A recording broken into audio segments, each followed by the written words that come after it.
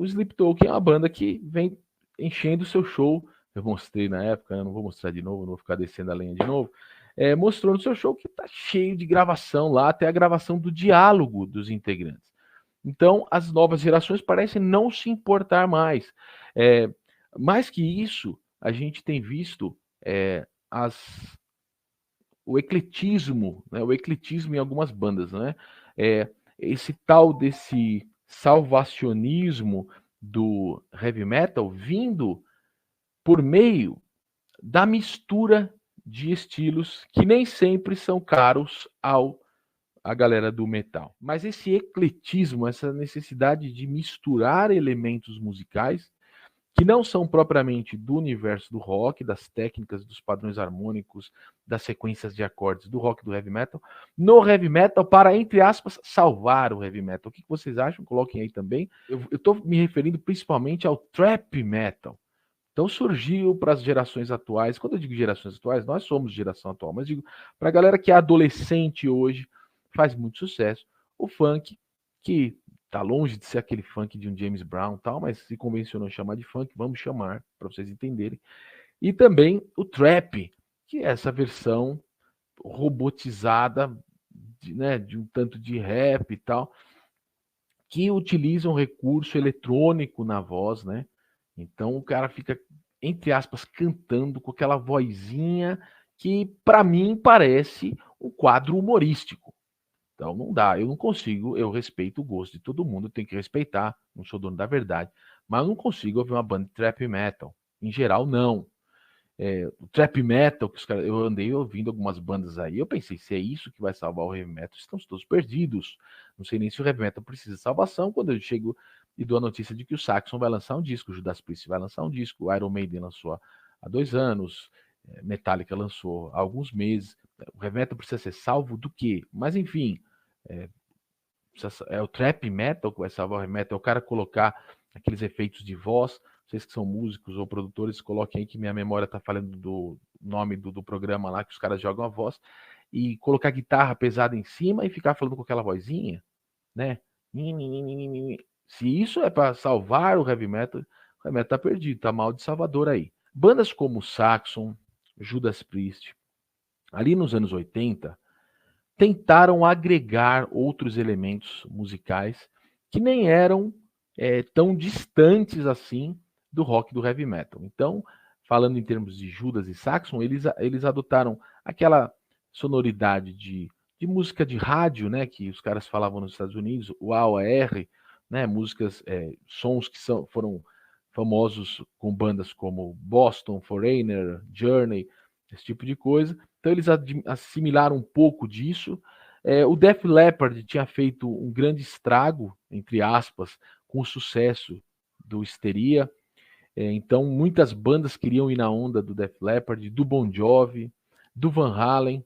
Eram bandas que tinham feito um grande estrago no mercado, estrago no sentido de vender muito e ditar os rumos do mercado, ali nos anos 80. E bandas como Judas Priest, Saxon, Raven, várias bandas de metal tradicional, ali inglês, principalmente, assimilaram aquilo. A coisa funcionou bem, vou lembrar aqui também do Accept, né? O Accept para mim não funcionou. É um disco bacaninha hoje em dia, mas na época não funcionou. O Raven, então, o próprio John Gallagher, acho que eu entrevistei o John Gallagher aqui, não sei se eu estou criando a memória, eu acho que eu falei com ele e ele disse que realmente ele foi um erro e ele tentou realmente fazer aquilo, porque é tudo que estavam fazendo na época. O Judas Priest, na minha opinião, acertou, porque eu gosto do disco Turbo. O Saxon, eu tenho a dificuldade de aceitar o uso do Saxon, o Saxon parece muito Bon Jovi. Mas a questão é essa. Ali, para salvar a carreira da banda, os caras resolveram se render à moda da época. Que, como se diz no ditado, né? A gente era feliz e não sabia. Era o hair metal, tava bom. Hoje as pessoas falam isso, que tem que assimilar o trap no heavy metal para salvar o heavy metal. Pelo amor, hein? Olha, aí vai complicar. E o Judas Priest é uma banda que não faz mais isso. O Judas Priest fez isso até, eu vou dizer assim, até a fase do Tim Owens. Até a fase do Tim Ripper Owens, o Judas Priest ficava ligado no que estava rolando no mercado e assimilava um tanto. Então, se você pega os discos com o Tim Owens, o primeiro, Jugulator, tem muito de Pantera, um tanto de Sepultura, eles estavam atentos ao Pantera e ao Sepultura na época. O seguinte, o Demolition, tem um tanto de Korn, que é o Korn que influenciava muita gente na época, influenciou Sepultura, né? O Max Cavalera disse na época que o Roots foi influenciado por Korn, o que para mim na época foi uma imensa decepção, porque eu detesto Korn, e eu achava um Korn um bebê surgindo, enquanto Sepultura já era gente grande. Eu falei, pô, não pode, cara, o cara vai assimilar a influência do outro aí, nada a ver. Então, por isso que eu não morro de amores pelo Roots, do Sepultura, como fãs gringos gostam mais do que fãs brasileiros. Prefiro o Sepultura da fase já Andréas, né? E mais até o Chaos AD. Então, o que eu quero dizer com isso? O Judas Priest fez isso, o Saxon fez, Raven fez, muitos outros fizeram. Uns conseguiram atingir bons resultados, outros não. O próprio Judas Priest voltou a fazer metal depois do Turbo, chegou no auge com o Painkiller, na minha opinião, o melhor disco do Judas Priest, e que também era um tanto de atenção com o que o mercado de metal estava fazendo na época. Foi uma ótima modernização do Judas Priest ali. Deu muito certo. O Saxon também passou a voltar com o tempo, não voltou tão assim de relance como o Judas Priest, mas foi voltando. E hoje os caras já decidiram, e o Accept é a mesma coisa. Então são 3 bandas, Accept, Judas e Saxon, que decidiram, não, vamos tocar heavy metal dentro dos padrões do heavy metal, para o público de heavy metal, tá muito bom, e a gente vai tocar nossa vida assim, vai ter uma boa carreira com isso. Então, eu vejo com muita desconfiança quando a galera vem trazendo essa ideia de um ecletismo forçado, porque eu não estou dizendo que a gente não tenha que fazer a experiência. Se eu fosse músico, eu faria também a experiência. Mas eu não estou dizendo que, ao mesmo tempo, o fã tem que aplaudir todo o resultado dessa experiência. Então, por exemplo, quando o Sepultura gravou aquela música, para mim parece uma paródia de desenho animado, que é a Rata Marrata, eu achei horrível. Eu detesto essa música. Não gosto disso. Para mim nem é uma música, parece uma vinhetinha de um comercial, uma comédia. Por quê? Porque eu vou parafrasear aqui o Machado de Assis. Tem a ideia do Machado de Assis que eu sempre gostei muito. Que ele fala: se você cortar metade de um cavalo e costurar metade de um camelo, você não tem uma coisa nova, você tem a monstruosidade. Você não tem nem o cavalo nem o camelo e não tem um terceiro novo, você tem a monstruosidade. Então, só ficar fazendo Ctrl-C, Ctrl-V de estilo musical e juntar, eu não vejo como uma solução.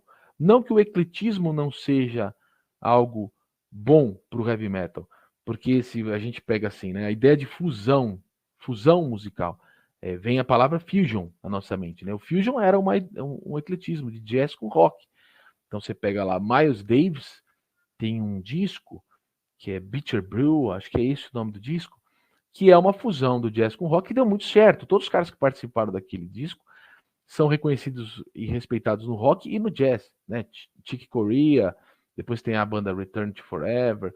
Então, assim, ali deu muito certo. Então, o ecletismo ele é interessante. O próprio surgimento do rock juntou ali, né? O blues com a música gospel, né? A música de igreja dos Estados Unidos, com o country, com uma balada irlandesa, fizeram esse ecletismo, deu muito certo. Não ficou parecendo uma monstruosidade, metade cavalo, metade camelo. Deu certo, surgiu o rock and roll. O heavy metal também. Pô, o Black Sabbath queria ser uma banda de blues, então começou a tocar blues, saiu aquilo. E por aí vai. Né? Ramones queria ser uma banda que tocava rock and roll, saiu aquilo. Eu acho interessante a tentativa do ecletismo, da fusão de elementos.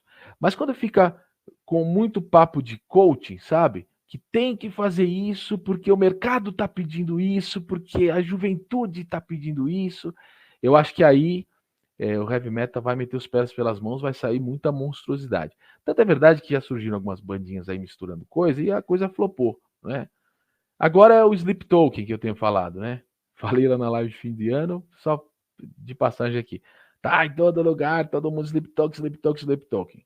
É um apanhado de estilos também, na minha opinião, mas aí vai um gosto pessoal, tá, gente? Muito sem graça, sem apresentar nada de novo, uma coxa de retalhos com os caras, até o diálogo dos caras é sampler, o cara não sabe nem conversar no palco, o cara vai fazer com a boca assim, e tá aparecendo um som lá, eu achei isso péssimo. Mas tá aí, então incensando, tá na capa da Metal Hammer, não tá, como eu falei na live anterior. A Metal Hammer deu capa para os caras, sendo que os caras não querem aparecer, não querem dar entrevista para ninguém. Isso é uma grande estratégia de marketing. Eu não estou criticando quem faz marketing, gente, pelo amor. As pessoas têm que trabalhar e ganhar. Mas não venha dizer que é a salvação do heavy metal, cara. Pô, parou, hein, gente? Quer gostar, gosta. O gosto tem que ser sempre respeitado. E as coisas vão flopando umas às outras assim, né? E porque o povo não é mais bobo, né? Dá para ouvir antes. Não é a revista mais que vai enfiar a goela abaixo ou a assessoria e tal.